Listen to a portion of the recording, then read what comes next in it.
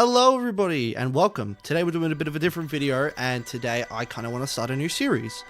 I want to call it Devwatch or something a little less corny, but as any of you know, I am a giant Subnautica fan, except I've never made a Subnautica video in my life, so good fun. But anyway, the point is, Subnautica 2 is getting devlogs. Each devlog, they show new stuff, they show new features, they show new gameplay. But what I want to do is I want to pick apart every single frame of the video. Saying every single frame isn't what I want to do. I want to pause on very important frames which show off a lot of things that I personally find interesting in the video. Model names, certain features, UI aspects. Basically, this will also double as theorizing for Subnautica 2 before early access. And also, I kind of want to pick apart even after early access comes out.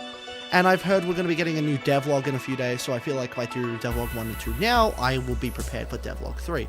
But without further ado, let's get into devlog number 1. And I hope you guys really do enjoy this series. It's something to basically preoccupy myself with, and I hope that this gains some form of traction. I'm not going to be talking about the company in these because it's not my place to talk about it, so let's just get on with the first devlog. So first things first, we are at 28 seconds into the video, and currently we are seeing a cave.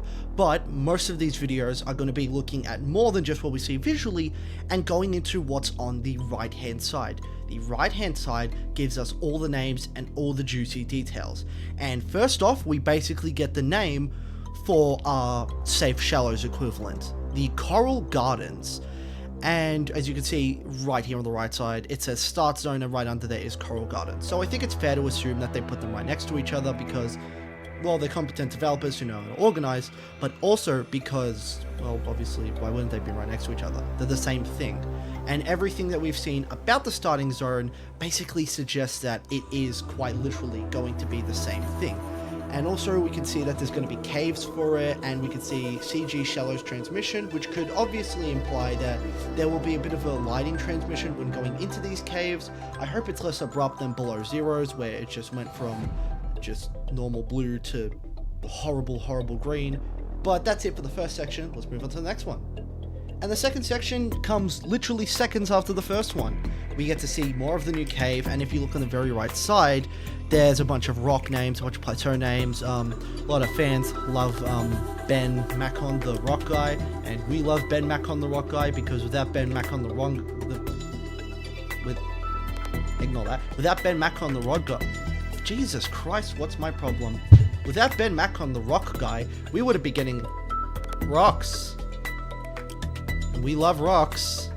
Where am I going with this? And at 30 seconds, we get to see our first look at a new creature. This weird eye guy with the weird petals coming out. But another thing I want to actually take a look at is the oxygen. It says 38. Now, in Subnautica 1, oxygen would tick down by factors of 3 seconds if you're above 100 meters, I believe, or miles? Obviously meters. But oxygen would tick down at a rate of 3. Without a rebreather, above 100 meters, or with a rebreather at any depth, but I'm getting on a tangent. It being in things of 2 or 4, or maybe even more or less, we can see that we obviously will start out with 45 as the base, but it's gone down to 38. Now, I'm unsure if this means that stuff's going to be different with oxygen mechanics, or they're just deciding to do it second by second by second, or changing the values of how much it goes down, but it's still really interesting. Another big thing I want to point out is that the UI is now in the top left. I'm impartial to this. I am not a huge fan, but I'm also not a huge hater of it. Hi, we're just in the editing chair here, so apparently they made it at the top left due to gameplay reasons. That's all I wanted to say. We can also see that the O2 thing doesn't have a border anymore. However, the bubbles from the first game have now stayed. My personal biggest concern with the UI is that the bubbles would go away, because I don't know, I worry about very small things. And something that now we can also see is the bioluminescence, or possibly lava or heat. I don't think there would be any form of lava or fire at 9 meters down, but as we can basically see right here, something's glowing from down there, and it makes for some amazing lighting thanks to the Subnautica 2 lighting engine, which is being done in UE5. I'm not sure if they're using ray tracing, however, whatever they do, I just said do-do.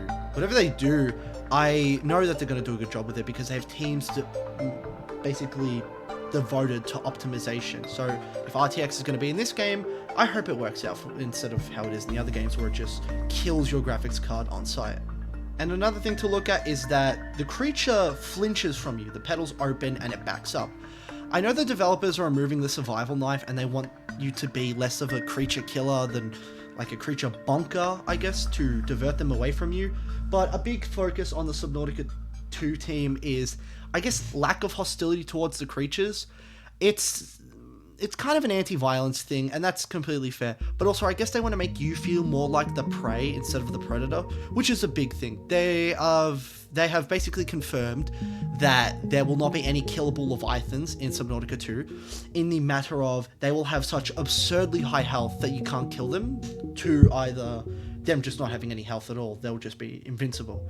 And so I'm not sure if this will be the case with some of these bigger fish. I know like sand sharks you can kill fairly easily, but these bigger fish, I'm not sure if they're going to keep that same ideology that they have for the leviathans, sorry. Alright, and at 38 seconds, we see another thing. Nerd alert, we're going back to the oxygen. It goes down to 62. Again, unsure how this is going to change. I have not had a good look at the footage. I'm just going bit by bit, so I'm probably going to do one more watch over of anything to see if I missed anything before finishing the recording. But as we can see right here, the scanner is scanning elements. It notices that the plate coral has gold and nitrogen in it, which kind of makes sense why table coral in the first game could be used for wiring, I guess. I know it used to be called jewel pieces in the betas, however, I'm really unsure if the elements are going to be playing a factor in Subnautica 2, where it's like, oh yeah, you have to harvest the pieces, I guess, of like the elements, or if it's just the scanner intaking data. I personally think it should just be the scanner taking data, but that's really just me. And we get another look at the new scanner and the hologram heads-up display. I think it's really cool. I can't wait to see what they decide to do with it. And the literal split second and at the end of that clip confirms, yes, we're going to be ticking down by 1 second instead of 3 seconds every 3 ticks. I don't know. But onto this next clip at 39 seconds, we have a little tooltip by the PDA. To quote, the slime may contain useful genetics, recommend exposure and adaptation. So I believe this is playing into the DNA splicing stuff that people have been talking about and that the page talks about. And I think this will be our gateway splice to get more stuff. This DNA sample from the slime will basically, well, lead us into more stuff. And it's really interesting to see. And also seeing how the new scanning looks. I love how it looks. The little dots, the little pixels all over the place. It just looks amazing. And also we can see that the compass returns, now giving you different numbers on it instead of just northeast, southwest. And back at it again at roughly 41 seconds, we see copper nodes, which I think they're going the route of below zero, where they're doing each ore has a dedicated node to it. And I'm not the biggest fan of that. I think it was really annoying, but I guess on the upside, it removes a bunch of RNG. I guess it was always really annoying when you need to find copper and you just got titanium, or you needed to find gold, but you kept on getting silver. So I'm excited to see how this moves forward with development. But keep in mind, at the very top of it, we can see the life pod. Look at it. It kind of looks like the drop pod from Below Zero, but it's got 2 little feet on it. I haven't seen anyone talk about this, to be honest, and it's really interesting to see. But also, bottom left hand, it says auto-saving. So this basically confirms that, at least in early access, they're having an autosave feature, or this might just be for development. Me personally, not a big fan of autosave for this game, but also I could see why you would add it. But that's just my personal objection. And hardy ho, we are back again with more stuff to look at. We have a bunch of tech stuff in the bottom left, constructing like code and stuff. However, we can see the stuff that we're going to be getting. We're going to be getting a little sleeping nook, a window. God, I love windows. A half round room. The moon pool model isn't finished, but we can see this little placeholder, which basically represents what it looks like. Interior walls, arches, and doors. The walls and doors are basically just taken from Below Zero or the Subnautica 2.0 update. But we can also see standard foundation and superconducting foundation. Superconducting foundation, I believe this is going to be a sort of power changing thing, I guess. I guess a way to charge stuff, maybe, without needing to extend anything. It's really interesting to take a look at to what they're going to do. But we also see support pillar and floating pillar, which I guess the game is now going to require support pillars for stuff. And the floating pillar looks really interesting, but I'm confused on what's going to be happening with this. But again, we can wait and see. We can also see there's standard elements, interior facilities, exterior facilities, and furniture and decor. We can also see that the support pillar costs 1 titanium, which is interesting.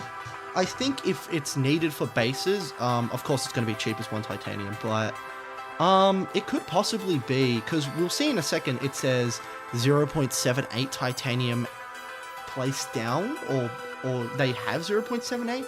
So I'm unsure if titanium's going to work like that, or if it's just going to do like the weird, you only have half of 1 titanium thing. I'm really unsure, but right now all we can do is speculate. Oh, and I forgot. If you look at the very bottom, we can see the new constructor tool. Looks less like a razor, those electric shavers that you have, and it actually looks really cool now. It looks like one of the Pat Presley concept arts for the flashlight, except without the light stuff. We can also see in the bottom right, we got Bob the Builder playing. Let's go. They got Bob another job. Hell yeah. Right, now we're 45 seconds in, and now we can see some new stuff. You can see a little sea slug on the floor, and you can also see that rooms are going to be working like the original game in terms of the grid system. However, they're square now. Not too sure how I feel about this. I'm interested to see where this goes, but I did hear that you can expand rooms to make them like the first game. I saw the half round room and I thought to myself, is that a possibility that we could be doing that? Also, something little I just want to say, I like the little notch on the depth meter now. It looks so nice. And also we can see the room costs 5 titanium, so I don't think we're going to be going to the whole you need 0.5 titanium to build something. I think it's just going to work as a progress meter, maybe. I hope in the later game they keep the Subnautica 1 lasers that build the thing, but it'd be understandable if they wouldn't. And as you can see in the right, you can see that the base has a little marker. I'm not sure if this means, 1, we're going to be getting a type of control room thing which gives us a beacon, or 2, that's just a beacon, but it's interesting to see what is being used in placeholders at very least. And back at it again, we can see that the bases aren't stuck to just 4 quadrants. They can move in a bunch of different locations. If you can see right here at 46 seconds, it has moved off center, but it can't be built because of the sand. But I believe if the sand wasn't there, you could build it at like a very different angle. It's really interesting to see how different and shapely things are going to become in terms of building. And we're back at it again already at 47 seconds. 47 seconds, what can we see? Well, we can see that the coral garden is brought up again at the bottom, which, yeah, I basically think confirms the fact that this will be our starting biome. And if you can see at the top right, the topographical map, it says LV_coral gardens. Again, this is just like the coral garden video. But, yeah, it's stuff that we already know. We just see a bunch of plants. And what I really didn't realize is that they hand place every single plant. I knew that they did all the rocks and everything, but every single plant is just mind-blowing to me. This is so handcrafted. I'm literally geeking out right now. Don't take that out of context. Skipping forward a little bit, we get to 51 seconds, and we can see a bunch of stuff. Now, while recording, I've had to turn up my resolution of the screen of the video to get a better look at stuff, but goddamn, that really isn't doing a lot. But here's what we can see. We can see CG, which I think might be Coral Gardens. We can see Lead Zone, Graveyard, Observatory, but that's AR, which might be a different thing. That might be bases. There's also Plateaus and Shallows, and right next to that we can see Titanium Node, Silver Node, Salt Node, Acid Anemone, which, guys, acid shrooms are back, Gold Nodes, Sulfur Nodes, and Water Slugs. The Water Slugs were confirmed a bit ago, which is kind of interesting.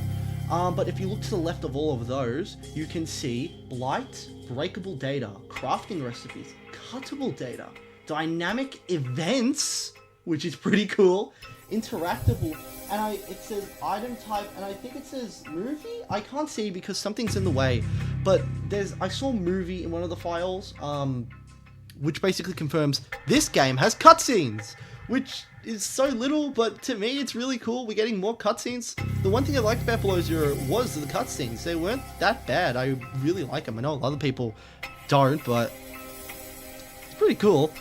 And if we look over to the right side now, we can also see playable space and the AR. The AR stands for Axiom Ruins or Axum Ruins. We can also see Deep Start Zone, and we can also see the Graveyard Zone alongside the Lead Zone. So the Deep Start Zone, really unsure what that could be. That might be for the Graveyard Zone, but the Graveyard Zone might not be a Coral Garden Zone. It might just be an entirely different area, because there was a teaser which showed a grayed out image with a fish going by and a whole bunch of stuff going on in the background, which might be the Graveyard Zone, or there's another name for it, but I'm not too sure for it. Maybe it's later in the video, but again, not too sure. But that's all we have for this scene. Now we're at 53 seconds, and I just realized I've been recording for 17 minutes over 53 seconds of footage, which the first 30 weren't footage, so I've been talking over 20 seconds of footage. But as we can see right here, we can see this little guy, the creature we've been seeing in all the promos and stuff. He's ramming into the rock, which is those dynamic events, which is really interesting to see how that will happen, if we get any sort of benefit from it, or if they just have a ramming attack and we can mislead them into the rocks. That's pretty cool. But ladies and gentlemen, and everyone beyond the gender spectrum, look in the top left. That's a DNA thing. That's a DNA sequence. That is our first look at the UI for the DNA splicing, and it's like a meter. So my guesses are it's either corruption or it's how long the DNA splice will actually last. And either way, this is awesome! Jumping over to a minute, we see more of the multiplayer stuff, which is really interesting. But look where the depth meter is. That is a fish. That is a cool looking fish as well. It's got little arms coming out of it. It's a circle. Also, look at some of the plant life down there. That looks amazing. But that little scanner right there, the scanner on the screens, that very well could be a form of, what's it called? Creature scanning, which is, I'm not too sure how to feel about creature scanning, but at the same time, this might just be merging the minerals detector and the scanner from the first and Below Zero. I'm not against it. I can't wait to see how it's implemented, because all of my thoughts so far, the positive ones, they're going to stay positive. The negative ones, subject to change, because I got complete faith in the devs. And if the devlogs are getting me this hype, I can't wait for early access. And I'm actually going back a second now to 58 seconds.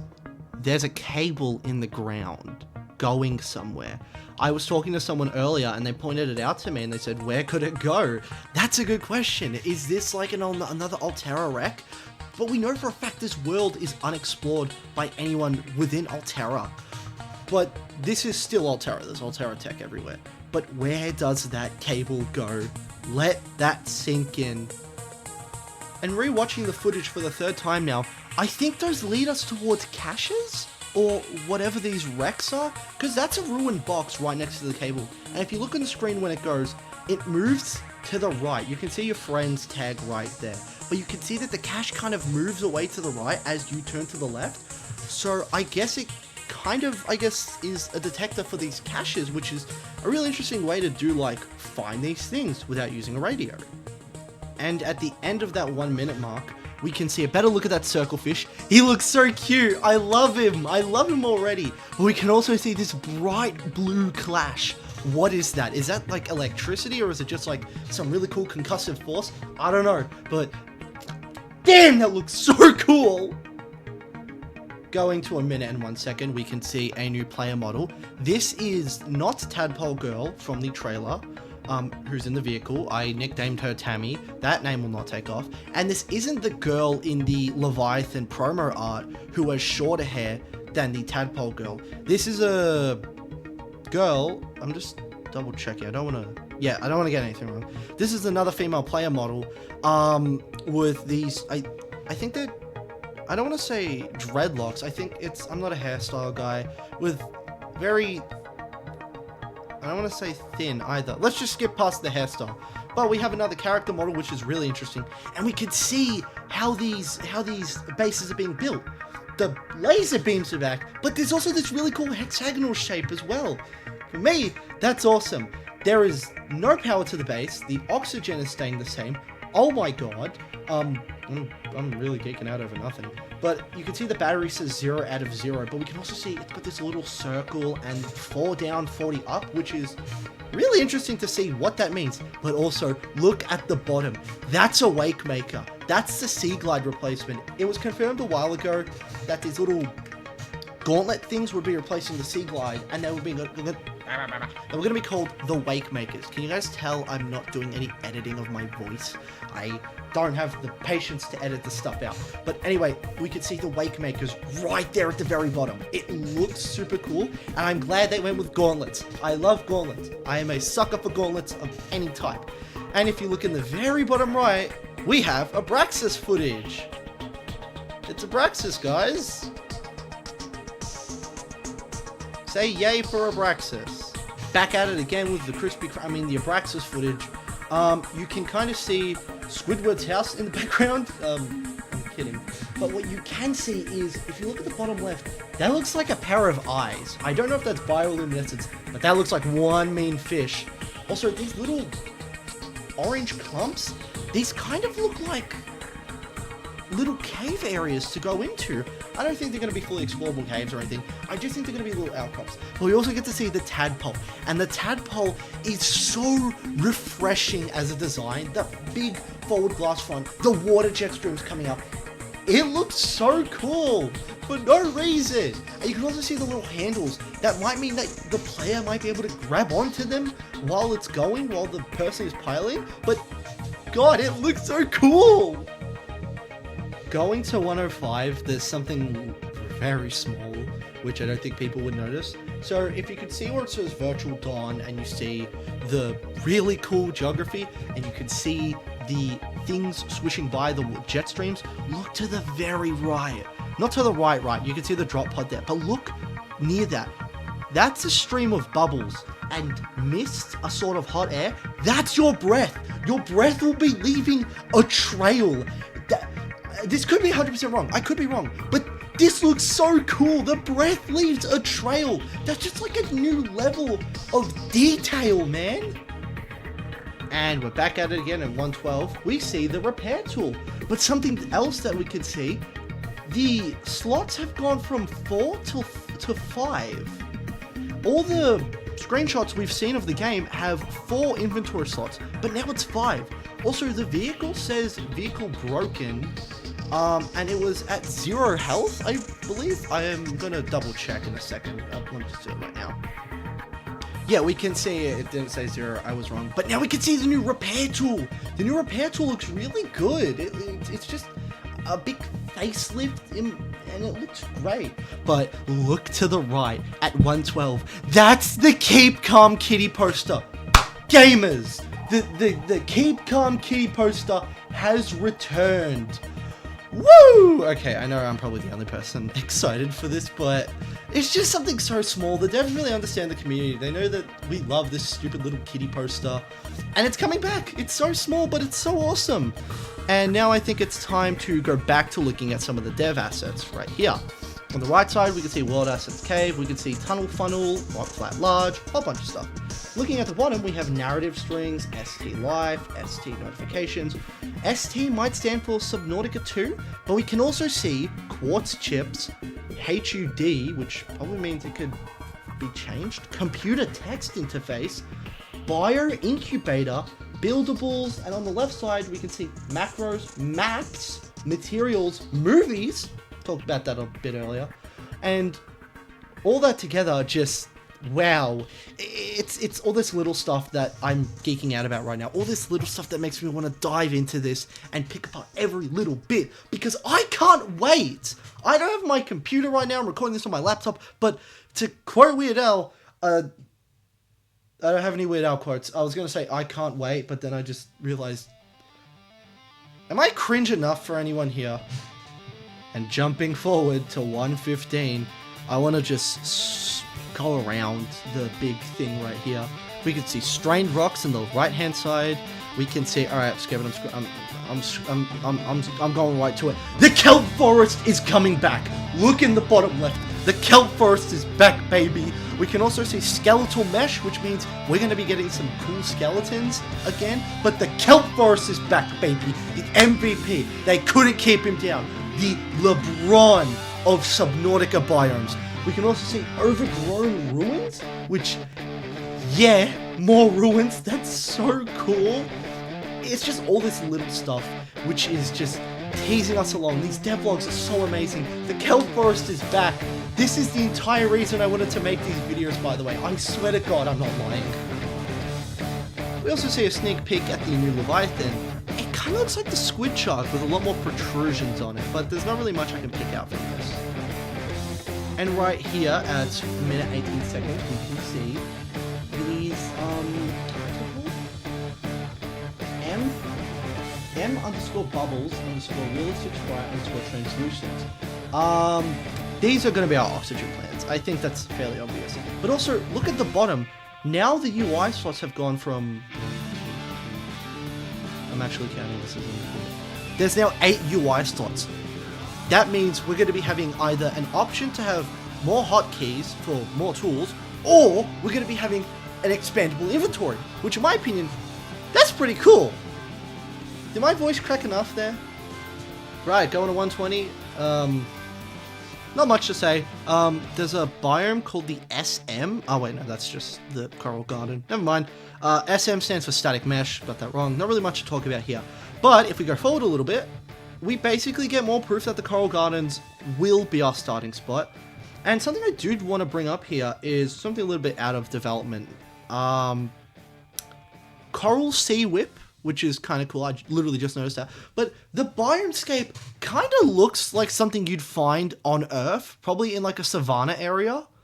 And what's really cool in my opinion is like the devs are taking so much inspiration from real places. It's really awesome to see how they're applying it and putting their own twist on it, because this is a very savanna-like biome, and it looks awesome. But so far, that's literally everything in the DevWatch 1. Oh yeah, I'm calling this thing DevWatch, I guess. But that's everything for the first one. We have somehow taken a minute of footage and stretched it to 30 minutes. Oh my god, what is wrong with me? But anyway, I hope you guys really did enjoy, and I hope I can get some any feedback from you guys. Any and all feedback would be amazing. I'm trying to work on these videos. And also, remember how I said that there might be an interview with The Last Bacon? It's back on. I had lost the footage, and we're re-recording the interview. I'm so happy, but that's just some other crap that is not really relevant.